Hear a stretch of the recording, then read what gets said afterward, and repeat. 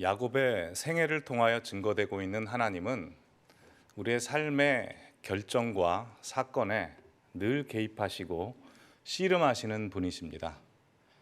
여기서 우리가 반드시 짚고 깊게 생각해 봐야 할 것은 하나님은 언제나 이 약속이라는 도구를 가지고 우리의 인생의 결론을 먼저 내리신다는 사실입니다. 우리가 읽은 창세기 28장 15절 말씀을 다시 확인해 보시면 내가 너와 함께 있어 내가 어디로 가든지 너를 지키며 너를 이끌어 이 땅으로 돌아오게 할지라 내가 네게 허락한 것을 다 이루기까지 너를 떠나지 아니하리라고 되어 있어서 하나님의 작정이 먼저 나오고 그 다음 야곱의 선택과 결정이 뒤따라 나옵니다.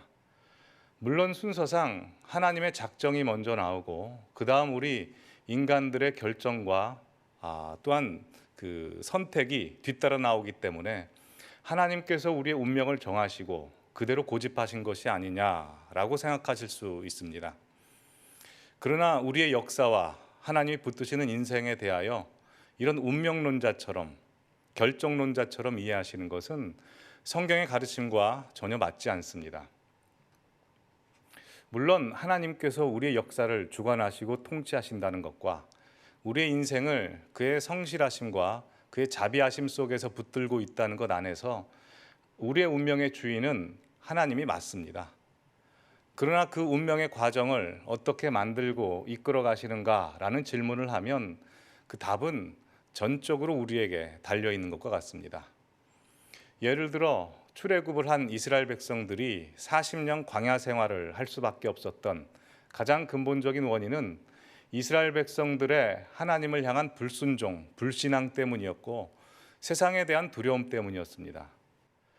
역사를 가정한다는 것은 어불성설한 일이기도 하지만 적어도 이스라엘 역사에 관해서는 그들이 만약 여호수아 갈렙처럼 가나안은 우리 밥이다라는 확신과 믿음을 가지고 있었다면 이스라엘 백성들의 역사 속에 그 광야 40년은 아마 존재하지 않았을 것입니다. 이스라엘 백성들의 광야 40년은 하나님께서 태초전부터 작정하시고 예비하시고 선택하신 그 사건이 아니라 불순종한 이스라엘 백성들을 위한 하나님의 대응책이었고 차선책이었습니다. 우리 모두 아시는 대로 이스라엘 백성들은 하나님을 버리고 불순종했지만 하나님께서는 그들을 광야에 방치하시거나 내버려 두신 것이 아니라 만나와 메추라기를 주셔서 그들의 생명을 유지시켜 주셨고 불기둥과 구름기둥으로 그들을 보호하셨으며 반석에서 물이 나오게 하셨고 또한 여러 가지 위험과 문제들 속에서 신비와 기적으로 그들을 이끄셨다는 것은 우리가 성경을 통해서 너무나 잘 알고 있는 내용입니다.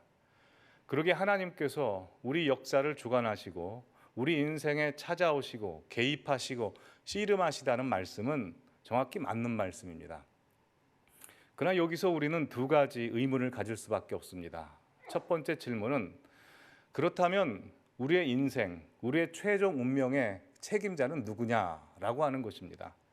작정하신 하나님에게 있는 것인가? 아니면 하나님께서 우리를 사랑하셔서 우리에게 주신 그 자유, 즉 선택할 수 있는 권리를 가진 우리들에게 있느냐 하는 것입니다. 두 번째 질문은 선택할 수 있는 권리를 가진 우리 인간이 우리의 무지와 악함과 우리의 미련함으로 나타나는 우리 인간의 자유가 가지는 그 부작용들이 하나님의 선하신 계획과 서로 충돌을 빚게 되면 그럼 하나님은 우리를 어떻게 대접하시고 대우하시는가라는 문제입니다. 이 일은 우리의 현실 속에서 빈번하게 발생하고 있는 것으로 매일매 순간 우리들에게 큰 도전이 됩니다. 이 문제는 오늘 우리가 읽은 본문의 야곱의 생애를 통해서 하나님께서 우리에게 깊은 가르침을 주십니다. 우리가 읽은 창세기 28장 15절 말씀의 그 배경은 야곱이 형 에서와 아버지 이삭을 속이고 형이 가져가야 할 형이 가져가야 할 그 축복권과 장자권을 이제 대신 가로채서 형과 원수가 되는 것으로부터 이제 이야기가 시작이 됩니다. 형과 원수가 된 야곱은 더 이상 함께 살 수 없게 돼서 가족들로부터 멀리 떠나 저 북동쪽에 있는 외삼촌 라반이 사는 하란 땅으로 이제 도망을 갑니다. 도망을 가다 이제 밤이 깊게 되자 그는 베델이라는 곳에서 돌베개를 베고 잠을 청하는데 그가 하나님께 먼저 간구하고 찾은 것이 아니고 하나님이 그에게 찾아 들어오십니다. 그래서 15절 말씀을 해주시죠. 우리는 이 15절 말씀을 읽으면 하나님께서 야곱을 편들어 주셨고 그에게 복을 주실 것이다 라고 이제 쉽게 결론을 내립니다. 그러나 여기에 나와 있는 하나님의 선언과 이 작정이라고 하는 것은 보다 깊고 풍성한 내용이 담겨져 있습니다. 물론 하나님께서 야곱을 선택하시고 그와 함께 하실 것이고 그를 다시 이 땅으로 되돌아오게 하실 거랍니다. 그럼 우리는 바로 이 질문을 해야 합니다. 어차피 돌아올 이 땅이라면 왜 다른 곳에 가게는 놔두시는가?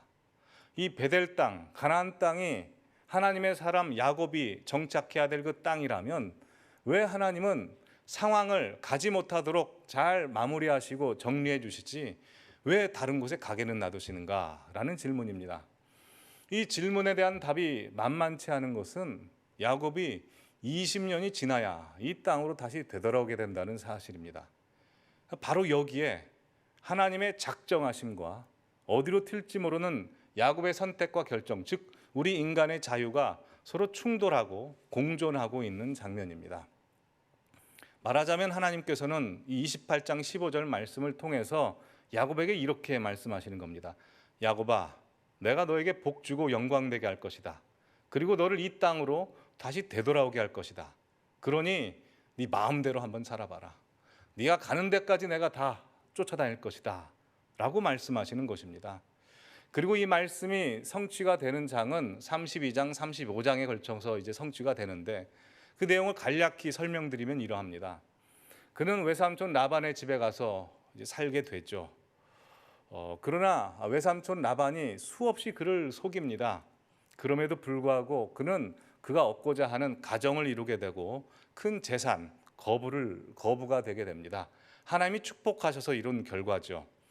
그러나 외삼촌 라반의 그 시기와 질투가 너무 심해져서 더 이상 같이 거주할 수가 없게 됩니다. 그래서 그는 다시 이 가나안 땅으로 베델을 향해서 이제 돌아오게 되는데 그의 의지와 적극적인 선택으로 말미암아 돌아오게 되는 것이 아니라 상황이 그를 그렇게 몰고 갑니다. 그럼 우리는 생각하기에 인간의 자유보다 하나님의 작정이 더 앞선 것 아닌가라고 이제 생각하실 수 있지만 또 그렇게 쉽게 생각해서는 안 됩니다. 왜냐하면 그렇게 되면 쉽게 야곱이 돌아올 수 있어야 되는데 돌아오는 과정이 만만치가 않습니다. 20년이 지났음에도 불구하고 형 에서는 그 동생에 대한 분노를 사귀지 못하고 동생이 온다는 소식을 듣고 군사 400을 이끌고 복수하러 쳐들어가는 겁니다. 이 소식을 들은 야곱은 너무나 두렵고 불안하여 야복 나루터에서 자기 가족들과 재산을 먼저 보냅니다. 그리고 그는 홀로 그 밤중에 갈등하며 고민하며 괴로워하며 밤을 지새죠. 거기서 야곱이 하나님을 먼저 찾아 부르는 것이 아닙니다. 하나님이 그에게 먼저 찾아 들어오십니다. 그를 도와주고 살리기 위해 오신 것이 아니고 그의 숨통을 조여놓겠다고 찾아 들어오십니다. 그와 씨름을 하시지 않습니까? 그를 살리고 도와주려면 좋은 말 하시고 가서 위로해 주셔야죠. 근데 그와 씨름을 하십니다. 여러분, 하나님과 인간이 서로 씨름을 하면 누가 이기는 겁니까? 당연히 하나님이 이기시는 겁니다. 그러나 하나님께서는 이기고 지는 것에 관심이 없었고 야곱에게서 듣고 싶은 말이 있으셨습니다. 그리고 밤새도록 씨름을 하시고 결국 야곱의 입을 통해서 그 답이 나오게 하시죠. 그 답은 우리가 창세기 32장 26절에 있는 말씀입니다. 하나님이 나를 축복하시지 아니하면 내가 하나님을 절대 놓을 수 없습니다 라는 고백이죠. 이 하나님이 듣고 싶으셨던 이 야곱의 고백, 이 고백이 가진 의미가 무엇일까요? 이 야곱이라는 사람은 한마디로 이야기해서 결핍된 상황을 극복하기 위해서 갈등을 마다하지 않은 사람입니다. 그는 그 결핍된 상황을 충족시키고 얻기 위한 것을 얻기 위해서 모든 사람과 싸워서 승리한 사람입니다. 그는 날 때부터 형의 발목을 잡고 태어난 사람으로 그가 차남이라는 그 결핍, 장자권과 또한 축복권을 갖지 못하고 외삼촌 라반의 집에서 그 시기와 질투에도 불구하고 그는 그가 얻고자 하는 걸 다 얻어냅니다. 형의 축복권과 장자권을 다 가로채고 또한 외삼촌 라반의 집에서 그는 거부가 되고 가정을 이루게 됩니다. 그는 입지전적인 인물이고 정말 대단한 사람입니다. 그러나 이 야복 나루터, 형이 그를 죽이러 오는 그 위협 속에서 그가 하나님과 씨름을 하면서 결국 알게 된 사실은 그 인생의 모든 갈등이 바로 하나님과의 갈등이었고, 그 인생의 모든 상황적 결핍이라고 하는 것이 하나님에 대한 결핍이라는 것을 알아서 그는 드디어 이렇게 고백하는 겁니다. 하나님이 나를 축복하시지 아니하면 내가 하나님을 절대 놓을 수 없습니다 라는 고백을 하게 된 것이죠. 우리 인류의 역사는 갈등의 역사입니다. 서로의 결핍된 상황을 충족시키고 자기가 얻고자 하는 것을 위한 갈등이었습니다. 일례로 우리나라에서는 이제 세대 간의 갈등을 꼽을 수 있습니다. 수십 년 전부터 있었던 이 세대 간의 갈등은 사실 해결될 수 없는 갈등이죠. 저희 할아버지 시대, 즉 어르신 시대에 그 전쟁과 가난을 극복하시고 좋은 세상 만드신 그 어르신들의 입장이 있으시고, 또 젊은 세대의 입장이 있습니다.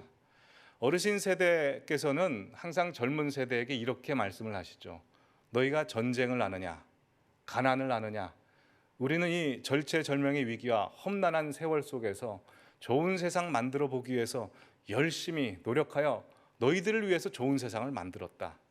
그러나 이 좋은 세상에서 왜 꿈과 희망과 너희들의 자아 실현을 충분히 펼치지 못하고 왜 불평과 원망만 하면서 사느냐라고 하는 것이 어르신 세대 젊은 사람들을 향한 꾸지람이었고 조언이었습니다.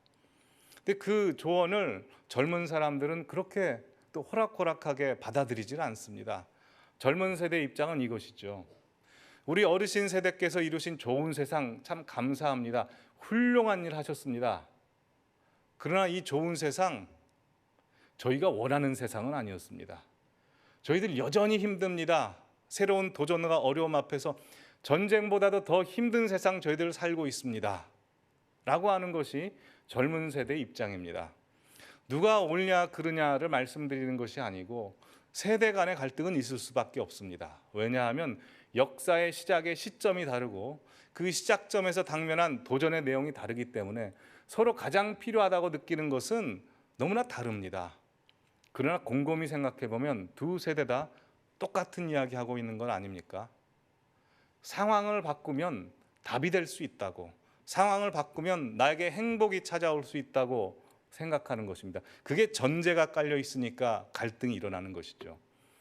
이런 갈등은 우리 아버지 세대 목사님들과 저희 아들 세대 목사들에게도 보이지 않는 갈등으로 나타납니다. 지금으로부터 한 6년 전에 제가 전에 사역하던 교회에서 목회를 잘 하시는 정말 존경받는 저희 아버지 세대 목사님께서 오셔서 설교를 은혜스럽게 하신 적이 있습니다. 저희 부교육자들이 이제 함께 모여서 설교가 마친 다음에 그 목사님께 감사하다고 인사를 드렸습니다. 그랬더니 그 목사님께서 하시는 말씀이, 우리 세대 목회자들은 우리 부모님 세대 목회자분들께서 열심히 헌신을 하셔서 복음의 열매가 많이 맺혀서 그 열매를 따먹으면서 평안하고 행복하고 가치 있고 만족스러워하면서 목회를 할 수 있었다. 그러나 이제 너희들 세대는 그 열매가 다 떨어져서 힘들고 어렵고 척박한 그 목회 현장에서 헌신을 해야 되는데 참 걱정이 된다라는 걱정 어린 조언을 하셨습니다. 그럼 당연히 그 말씀을 받은 저는 감사합니다. 하지만 주님이 주신 십자가 감사히 알고 잘 걷겠습니다 라고 해야 되지 않습니까, 목회자로서. 근데 제가 지금도 부족하지만 그때는 더 부족했습니다. 그리고 당돌하기까지 했습니다. 그래서 그 말씀을 듣고 제 속에서 어떤 반문이 나왔냐면, 아니 그러게 목회를 좀 잘하시지 그러셨습니까? 우리 아버지 세대 목사님들이 목회를 잘하셨으면 저희 아들 세대 목사들도 평안하고 행복하고 정말 재미있게 목회할 수 있는 것 아닙니까? 왜 그 열매는 다 따드셔서 우리로 따먹을 거 하나도 없이 그렇게 만드셨습니까? 라고 하는 것이 저의 말로 겉으로는 하지 못하고 속으로 품은 저의 불평과 원망이었습니다. 제가 너무 교만했고 사역자로서 많이 부족했습니다. 그러나 그 본질을 꿰뚫어서 보면 두 세대 다 똑같은 이야기 하는 거 아닙니까? 상황이 바뀌면 만족이 올 수 있고 진리가 찾아올 수 있고 답이 될 수 있다고 생각하는 겁니다. 그러나 인류 문명의 발전을 통해서 우리가 얻게 되는 교훈이 무엇입니까? 아무리 우리 인류가 정치, 사회, 문화, 경제, 문명, 과학 모든 것을 발전시키고 발달시켜도 우리가 육체만 편안해졌지 우리 마음속의 행복과 진정한 가치와 인간이 누려야 될 진리와 생명과 사랑을 절대 만들 수 없었다는 것이 역사가 주는 교훈 아닙니까? 그것은 오로지 하나님만 우리에게 줄 수 있고 예수 그리스도만 우리 안에서 만들 수 있는 것입니다. 그러기에 오늘 본문에서 우리에게 주고 있는 메시지는 너무나도 분명합니다. 그것은 하나님께서 우리에게 주신 이 자유로 하나님을 선택해라는 겁니다. 하나님이 우리에게 주신 이 자유로 상황을 바꾸는데 급급해하지 말고 하나님을 찾아라, 하나님을 선택해라 라고 하는 것이 오늘 말씀의 가장 중요한 핵심입니다. 하나님께서는 우리로 하여금 진정한 진리, 가치, 하나님을 닮는 것, 예수 그리스도를 따르는 그 길을 시간을 통하여 우리의 자유 속에서 알아가기를 원하십니다.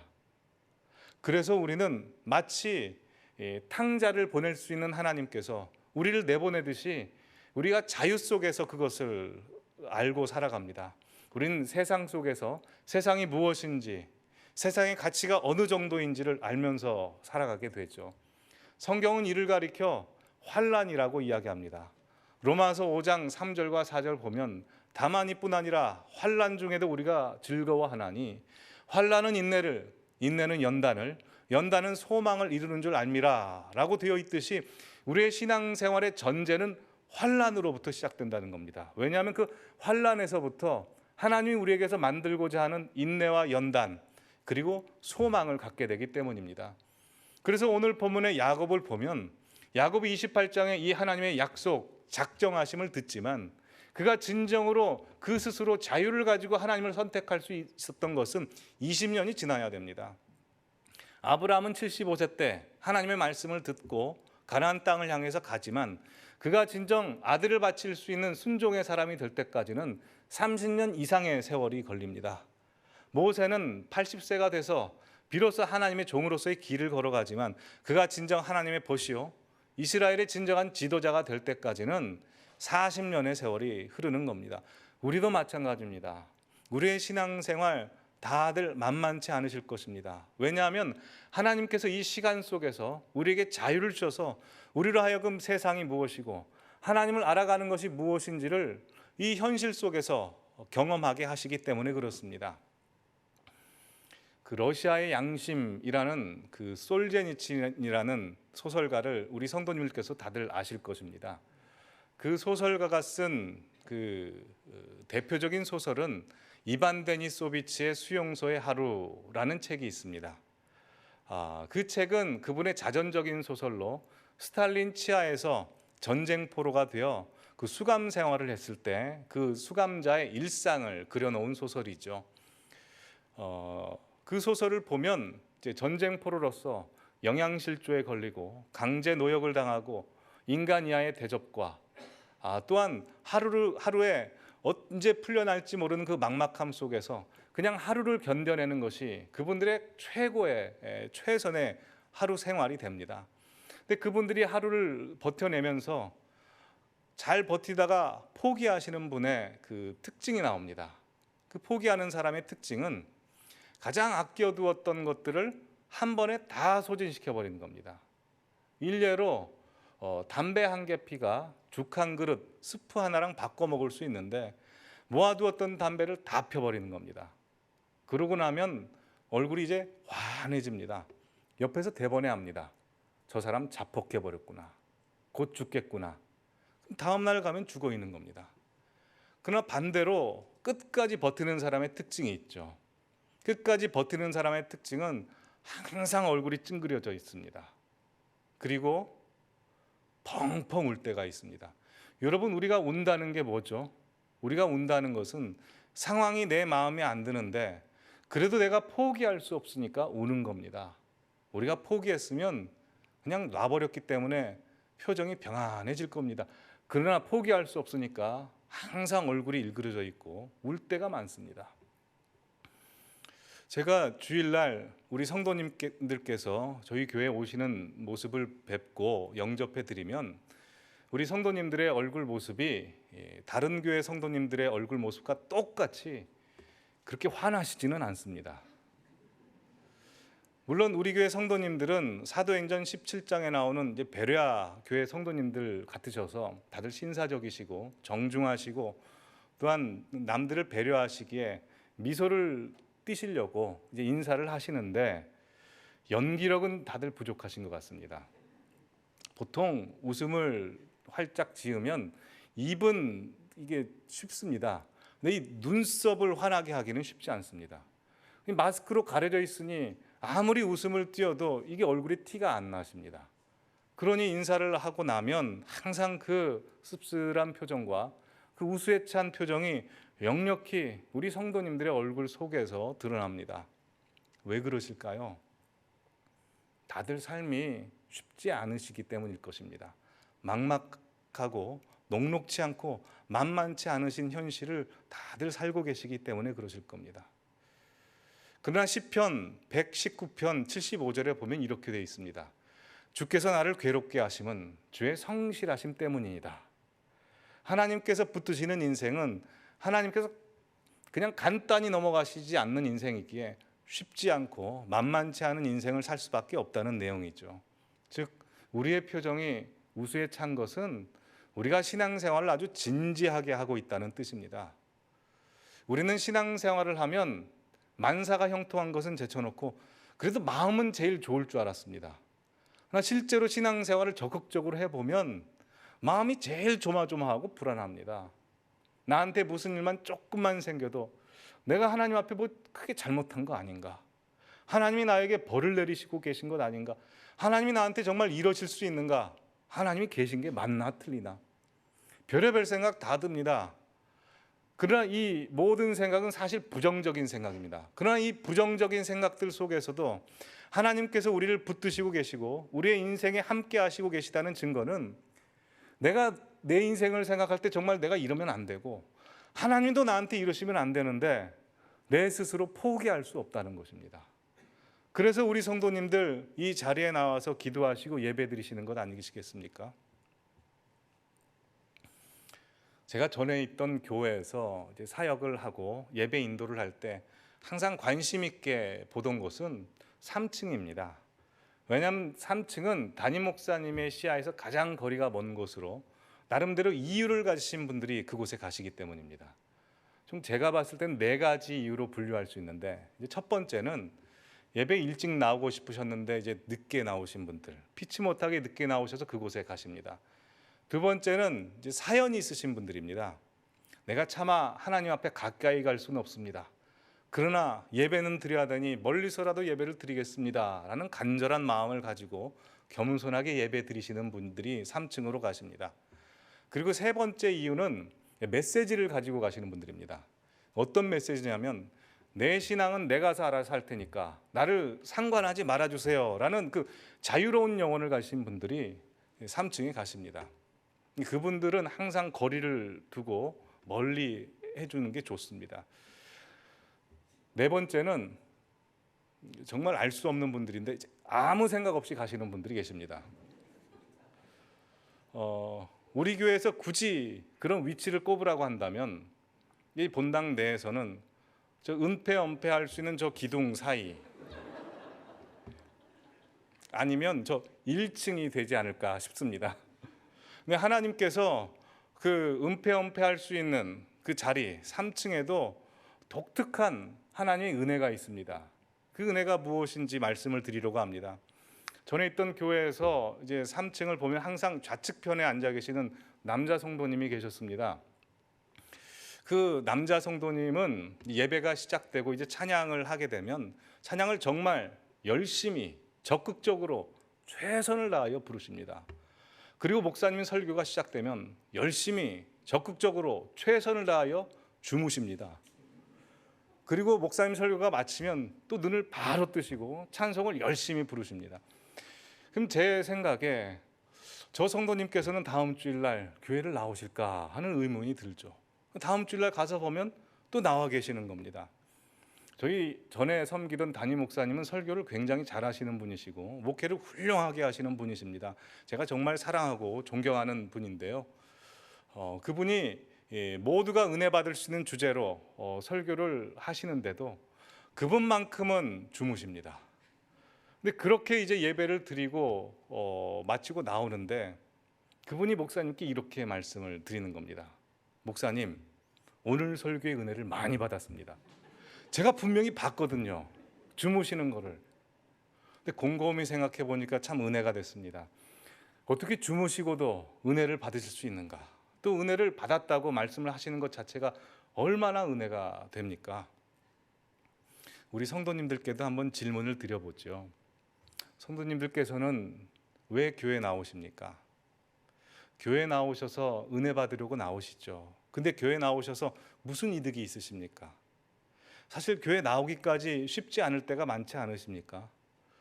저희 교회 주차 불편합니다. 지하 주차장에 잘못 주차했다가는 집에 원하는 시간에 갈 수가 없을 수도 있습니다. 또 예배당은 참 은혜스럽게 잘 지어놓긴 했지만 내려오는 데까지가 쉽지가 않습니다. 지하 1층도 아니고 2층이죠. 엘리베이터도 굉장히 느립니다. 그래서 무릎도 안 좋으신 분들께서 그 가파른 그 계단을 직접 내려오십니다. 그리고 예배가 마치면 또 올라가십니다. 예배에 나와서 은혜를 받아야 되는데 사실 은혜 받는 것도 너무나 쉽지 않고 은혜를 받았어도 세상에 가면 세상이 은혜를 삼켜버립니다. 사실 교회 나와서 이득될 게 별로 없습니다. 헌금만 내시죠. 왜 교회에 나오십니까? 안 나오실 수 없어서 나오셨죠. 안 나오면 안 되니까 나오셨죠. 안 나오면 마음이 너무나 불편하고 하나님께도 죄송해서 나오신 거 아닙니까? 바로 이 말도 안 되는 답 속에 하나님의 작정하심과 성령님의 개입과 우리 인간의 자유가 서로 어우러져서 하나님의 신비와 기적 가운데 우리를 이 자리로 인도하시는 것입니다. 우리 교회 성도님들 가운데는 몇십 년 전만 해도 교회를 제대로 나오시지 않으셨던 분도 계시고 교회에 대해서 상당히 비판적인 그런 입장을 가지고 계신 분도 계십니다. 근데 그분이 교회를 드문드문 나오시다가 나중에는 규칙적으로 나오게 되시고 규칙적으로 나오시던 분이 헌금을 내게 되시고 헌금만 내시던 분이 이제 기도를 하게 되고 봉사를 하게 되시고 직분을 감당하게 되십니다. 되돌아보면 내 스스로 여기까지 왔는가? 아니면 하나님이 운명을 고정하시고 과정을 그렇게 이끌고 오셨는가?